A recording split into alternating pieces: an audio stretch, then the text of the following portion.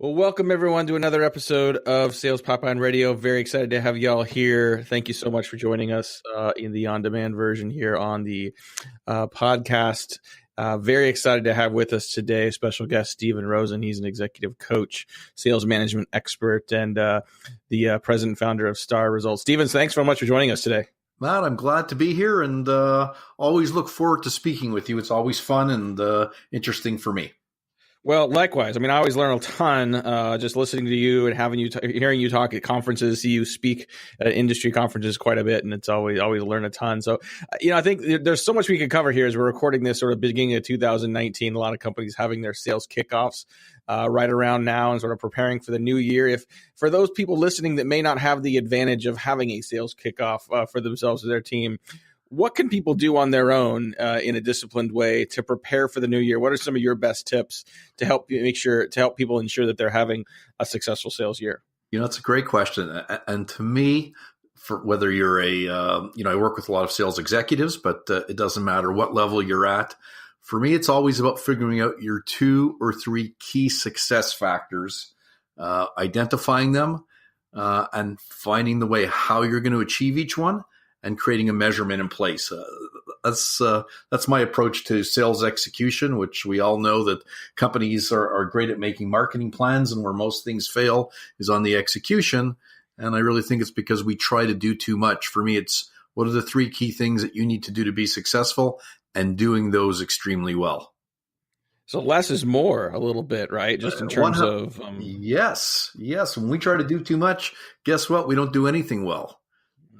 They say a jack of all trades, a master of none. And I think companies, individuals, we're all trying to do too much and we lose focus on what is critical. How much do sales reps need to be sort of self-disciplined relative to that versus relying on a manager or a leadership team to tell them where to go? I mean, ideally, you work in a scenario where, you've got a leadership team helping you be focused, giving you resources to sell. But at the end of the day, no one else is earning your paycheck but you or your commission check. So, how much can sales reps rely on themselves to be that source of discipline? It's interesting because my belief is that sales is a discipline. And, people think, oh my God, I'm going to sales. There's no structure, there's no process. And in fact, it's completely opposite. The people who are most successful have figured out a process. So I think when it comes down to direction, I think senior leadership, as companies, Fortune 500 companies build very strong marketing plans. They're very good at that.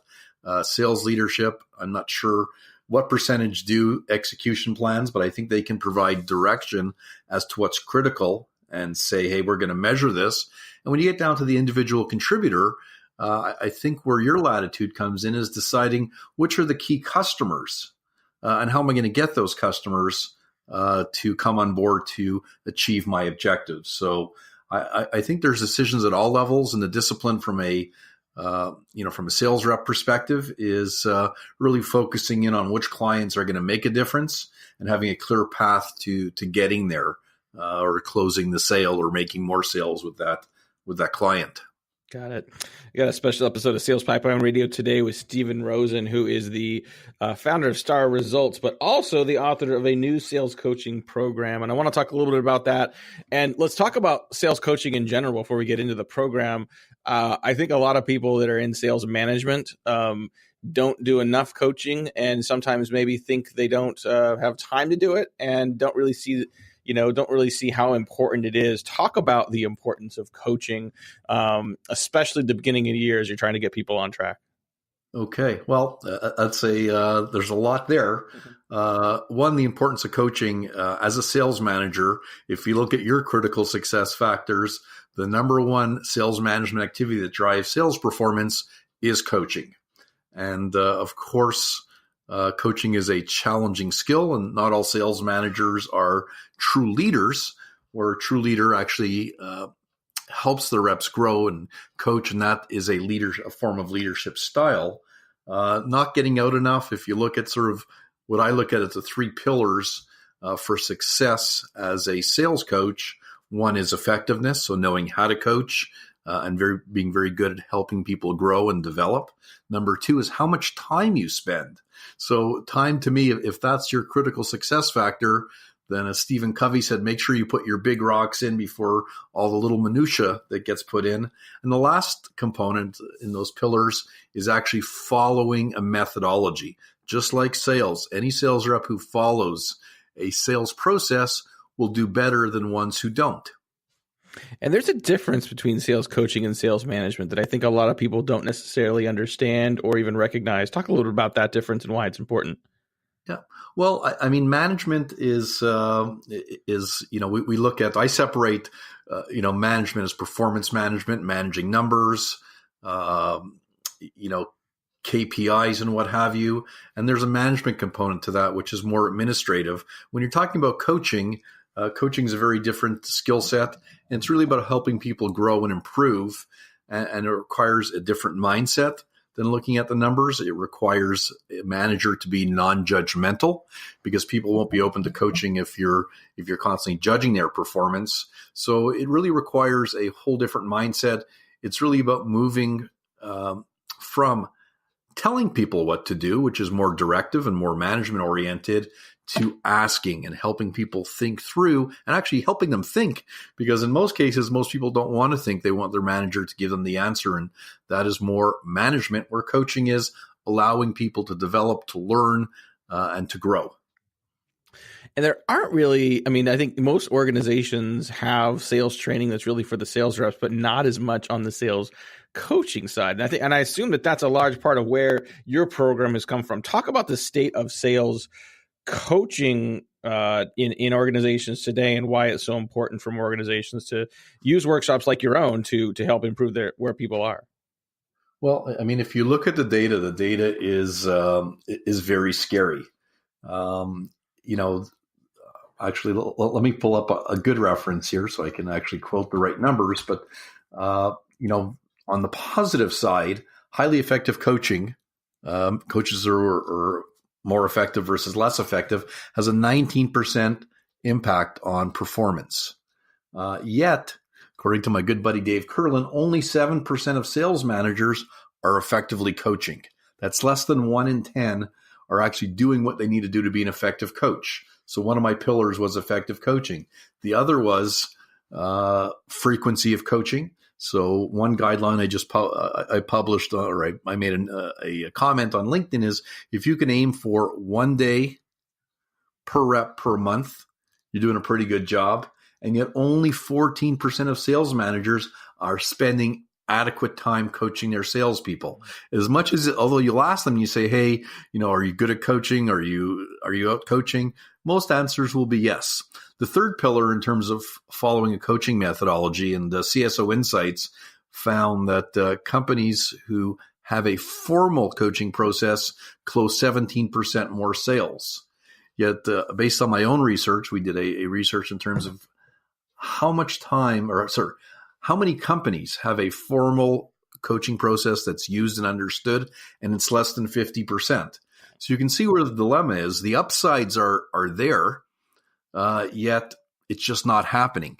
So what I've decided, and I've been talking about this, Matt, and you've known me for a number of years, but probably for the last 10 years, I've been talking about this dilemma. And as we kicked off last year, there was a wonderful study which showed that sales leaders, sales executives, their number one concern was the quality of coaching, or the number one obstacle to achieving their sales numbers was suboptimal coaching. So everyone understands it. Everyone understands the upsides, but I don't think people are doing, or organizations are doing enough to solve the issue. And so I know I've made it my mission this year to really help thousands of sales managers become great sales coaches. And hence, I developed a program which takes the same program I've done for Fortune 500 companies and puts it on an online module that you can learn on demand at your leisure. You can go back, look at each of the components, and really learn how to effectively coach. And it's more than just what needs to be coached, but I think what makes this interesting for what you're doing is how you deliver coaching, and how that coaching reinforces behavior. Talk a little more about the details of the program you put together, And Okay, how the approach matters so much. well, the approach to coaching, we start off in the most important component and the center of all that we do is what I call a coaching mindset. And what a coaching mindset is asking instead of telling, and it's asking effective questions. So as you go through the steps, and we have 4 steps of the program, being in a coaching mindset is really key. And many of us, like I'm doing right now, immediately go into tell mode with their salespeople as opposed to asking. And you've done a good job asking questions. And then we take them through a 4-step process, in detail. We have them evaluate themselves, because if you're not there with them the other 19 days, you want them self-evaluating. You talked about self-discipline earlier on in the interview. We want salespeople who are aware of themselves, can actually coach themselves. Why we call it focused coaching is because as humans, it's very hard to change in general. Let's say we need to lose weight. There's a number of behaviors that we have to change, whether it be exercise, eating, and to do too many of them, or golf is probably even the best example. When I was in industry, my company did a lot of golfing and I was lousy. And then of course I'd go for lessons and, practice, stance and grip and, whatever. And then I'd get out there and there'd be too many things to think about. So our approach is focusing on 1 or 2 things. And as a coach, if you can help a sales rep improve in 1 or 2 areas in terms of their competencies from a 2 to a 5 in the course of a year, then you're doing a great job. And really the key, there's 2 other key components. One is having the rep develop their own development plan, not the manager. The manager or coach facilitates that.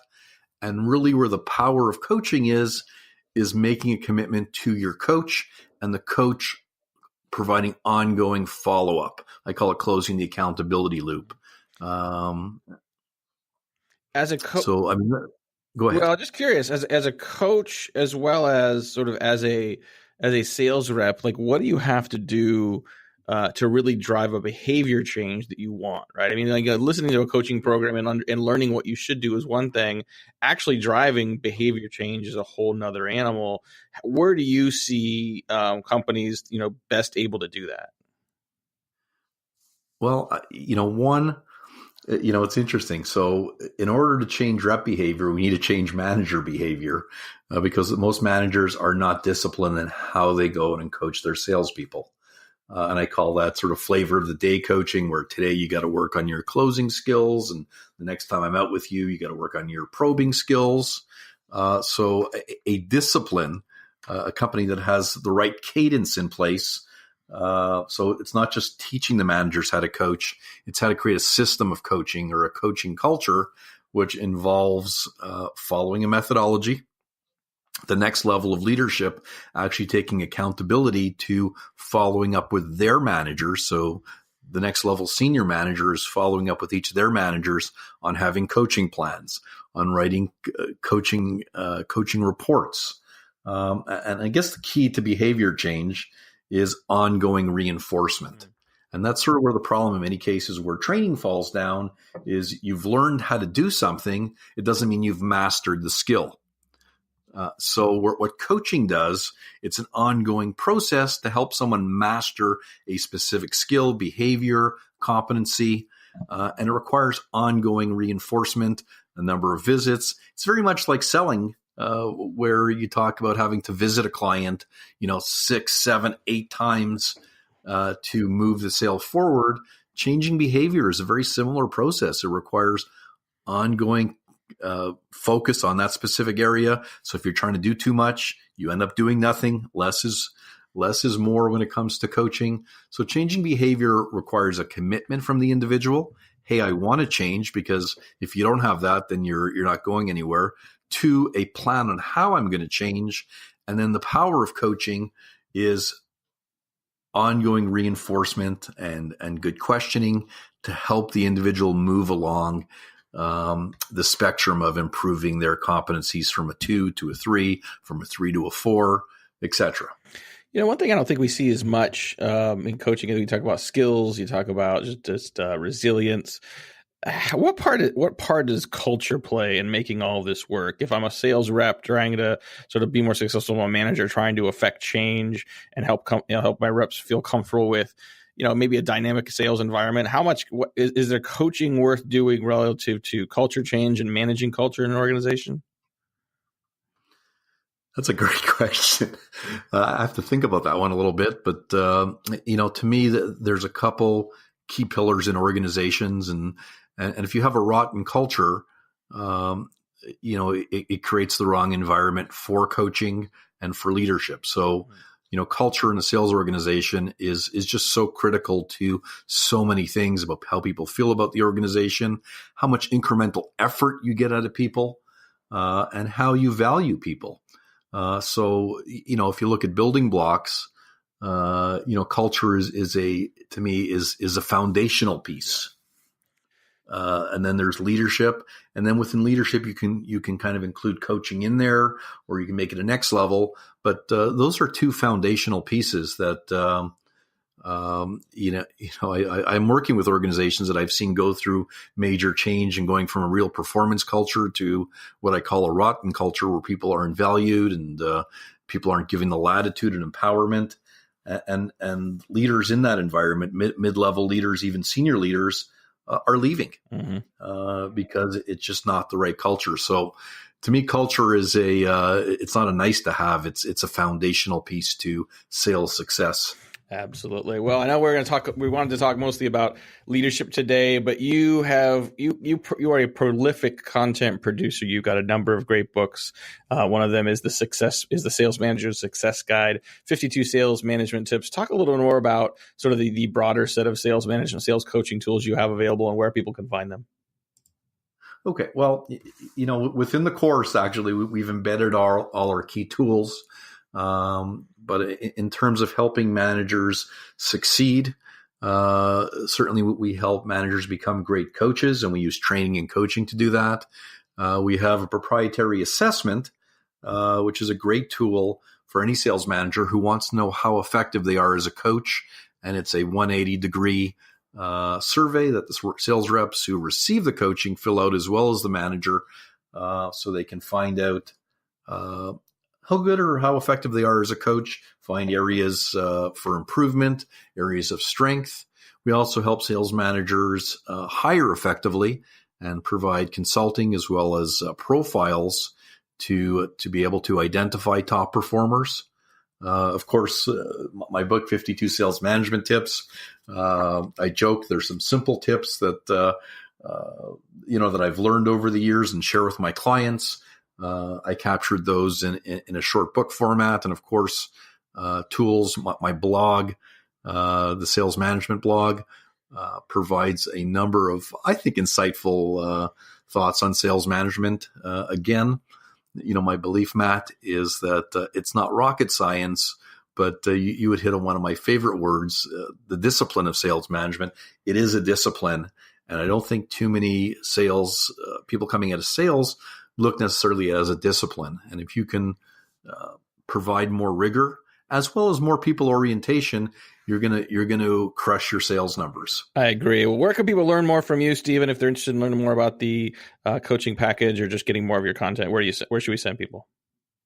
The best place to go is to www. My company's name follows the same initials as mine, Steven Rosen. The company is Star Results. So it's www.starresults.com, and you've got links to get you to my corporate programs, my individual manager programs, and my blog and videos where I share some of my thoughts in the area of sales management. Love it. Well, thanks very much. I want to thank our guest today, Steven Rosen. Definitely check him out. Learn more about his sales management, best practices and recommendations, as well as check out his new sales coaching program available now. Thanks very much for joining us for another episode of Sales Pipeline Radio. We will see you next time.